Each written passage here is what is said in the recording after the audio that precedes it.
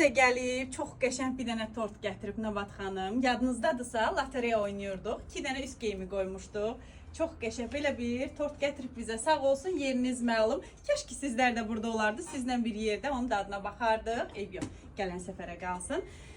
Nəbat xanım 2 dənə üst geyimi qazanıb bizdən. Təbrik eləyirəm sizi, gözəl xanımımız. İnşallah gözəl günlərdə geyinəsiz.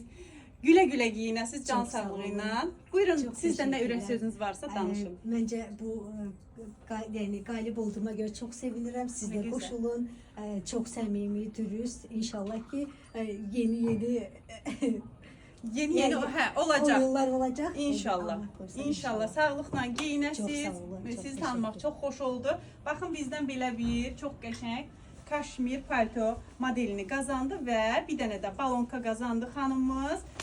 Sizlərə indi bir söz deyim. Əgər istəyirsinizsə bu oyunumuz, bu lotereyamız davamlı olsun əziz xanımlarımız. Gözünüz bizdə olsun. Takip eləməyənlər takip atsın bizə. Yəni bizdə realdır. Hər bir oyunumuz realdır. Neyinirsiniz? Kommentlərdə gözləyirəm. Gözləyirəm görüm istəyirsinizmi? Yəni belə bir oyunlarımız davamlı olsun. Hamınızın kommentini girib bir oxuyacağım. Sağlıqla geyinəsiz inşallah. Gözəl günlərdə gözəl xanımımız. Öpürəm sizi.